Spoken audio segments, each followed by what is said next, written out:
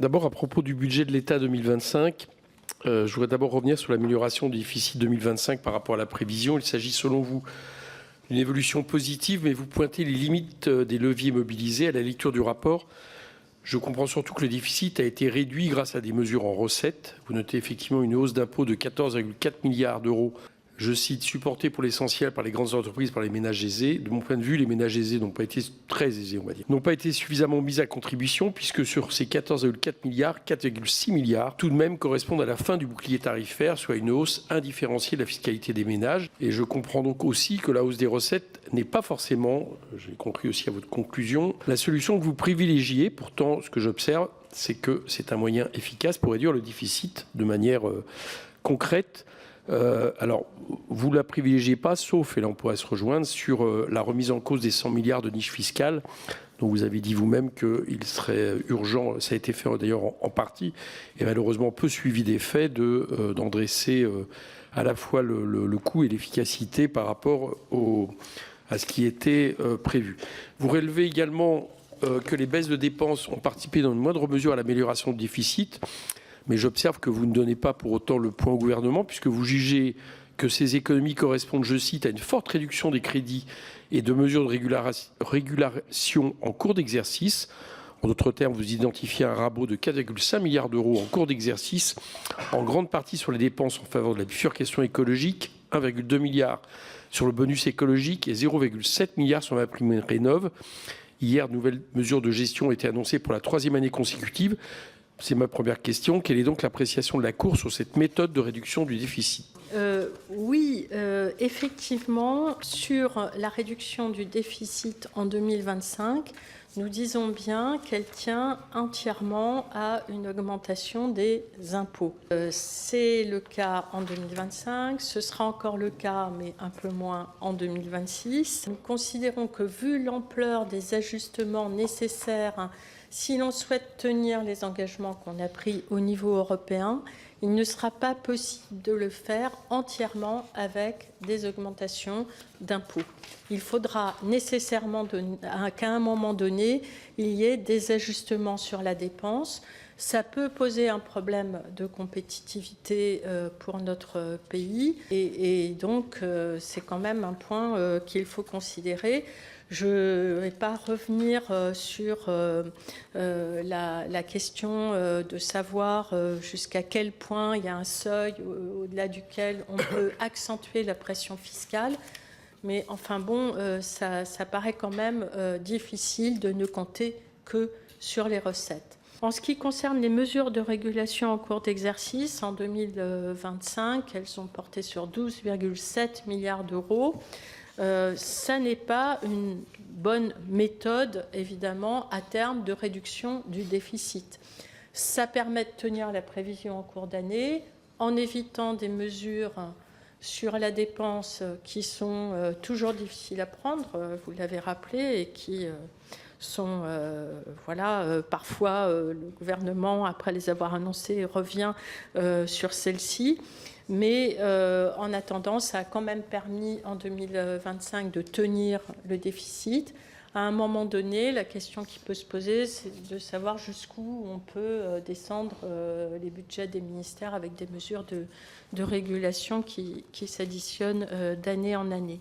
Deuxième question, toujours sur 2025. Cette amélioration du déficit s'explique également par des mesures de débudgétisation. Vous évoquez notamment le recours au certificat d'économie d'énergie pour financer le soutien aux poids lourds électriques et le leasing social. Concrètement, au lieu de présenter ces dépenses comme celles de l'État, le gouvernement fait mine de mettre à contribution les fournisseurs d'énergie, sauf qu'on sait bien qu'à la fin, c'est le consommateur qui paie, parce que ces entreprises répercutent ce coût par une hausse des prix. Ce dispositif est donc assez astucieux pour le gouvernement. Il permet effectivement d'une part de faire financer des dépenses par l'ensemble des contribuables sans pour autant leur donner l'impression de subir une hausse d'un point juste. Pourtant, c'est bien de cela qu'il s'agit. D'autre part, il permet d'afficher une baisse des dépenses. Or, le Premier ministre a récemment annoncé différentes mesures afin de renforcer l'électrification du pays et les certificats d'économie d'énergie seront en partie mobilisés pour les financer. Devons-nous comprendre que l'amélioration du déficit se fera par l'effacement arbitraire de certaines dépenses et par des hausses d'impôts déguisées qui ne tiennent pas compte de la capacité contributive de chacun?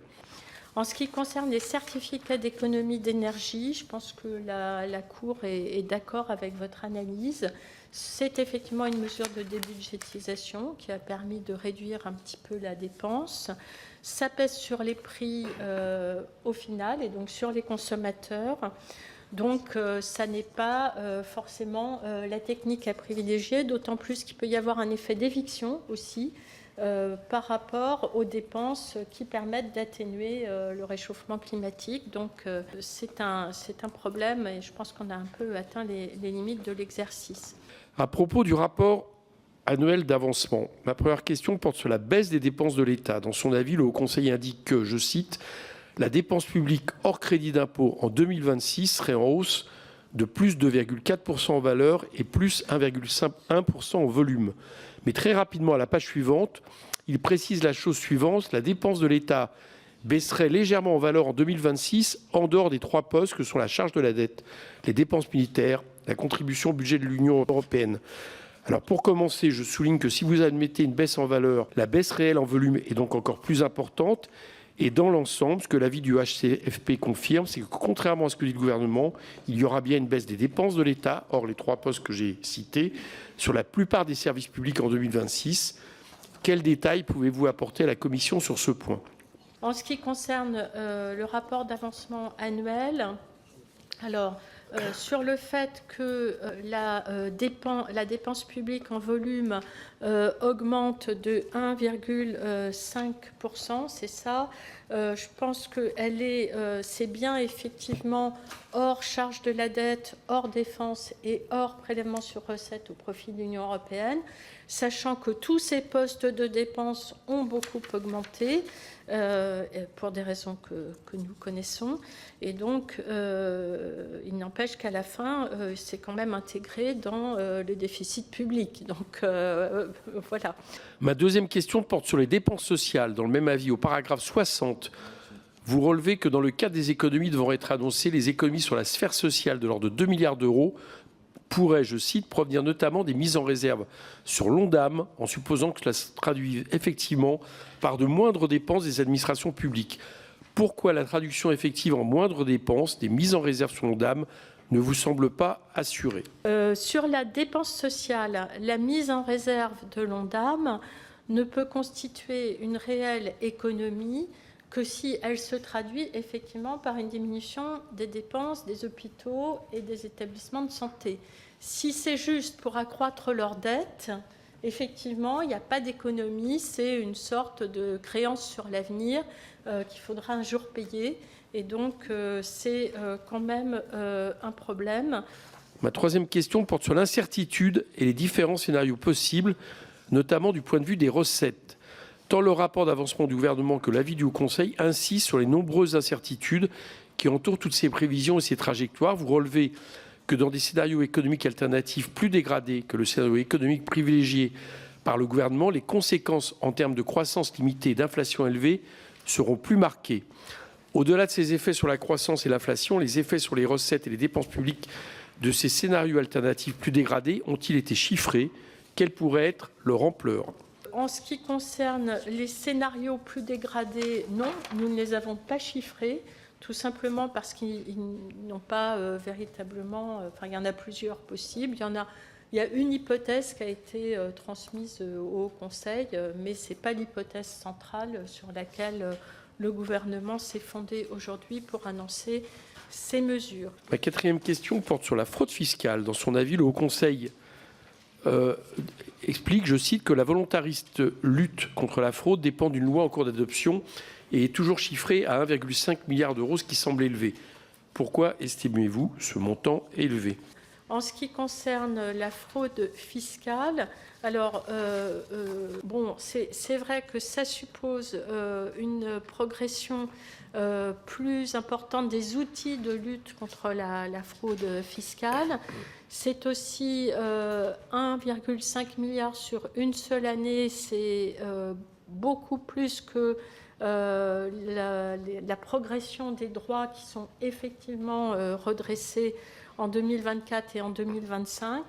Donc c'est un sujet sur lequel il faudra sans doute revenir.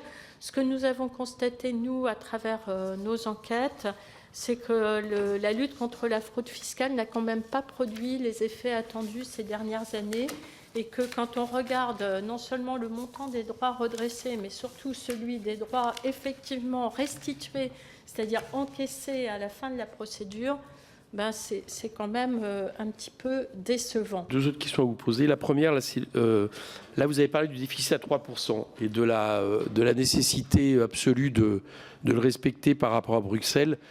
Je dois dire que je suis encore plus étonné. Vous aviez donné une réponse lors de votre avis sur la LPM.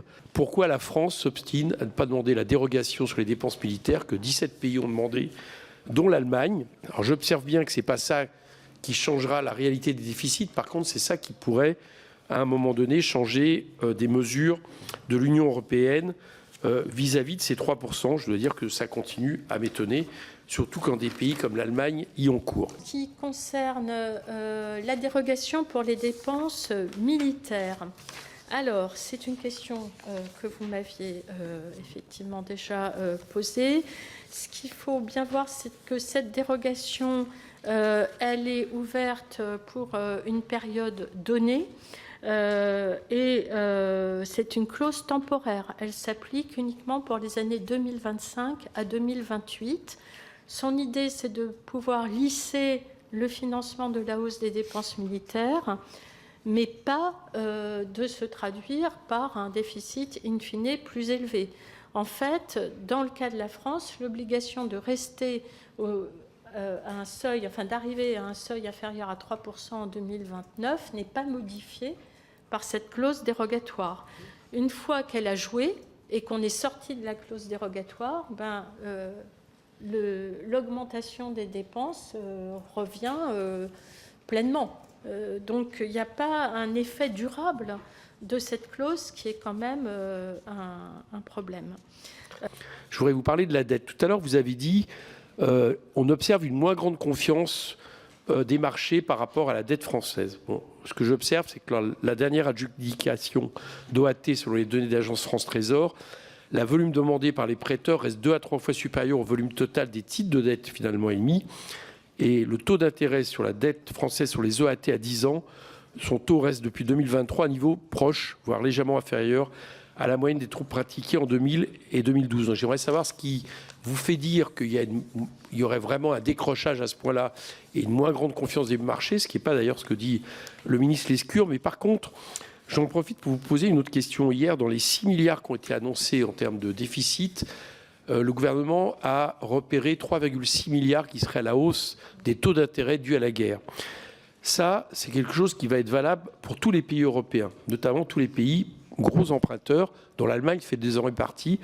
J'aimerais savoir ce que vous pensez du fait que la France pourrait demander ce qui s'est passé pendant le Covid, c'est-à-dire que la BCE, puisqu'on est dans des situations exceptionnelles, prête directement aux États pour échapper à la pression des marchés. Qu'est-ce que vous pensez de cette solution, vu qu'on rentre dans un contexte spécifique? Merci. Enfin, sur la dernière question concernant la BCE, je n'ai pas forcément un avis tranché sur cette question, mais ce qui est clair, c'est que la BCE ne peut pas soutenir sans condition, parce qu'elle a toujours été très attentive à la préservation de la soutenabilité budgétaire, et en particulier au respect des règles budgétaires européennes. S'il y avait une décision de cette nature, c'est évidemment pas seulement la France qui serait concernée. En ce qui concerne la dette, il y a quand même une augmentation très importante du spread avec l'Allemagne. Donc, certes, tous les pays s'endettent en ce moment et se réendettent, notamment pour financer les dépenses militaires, c'est tout à fait juste. Mais ce spread entre la France et l'Allemagne s'est aggravé.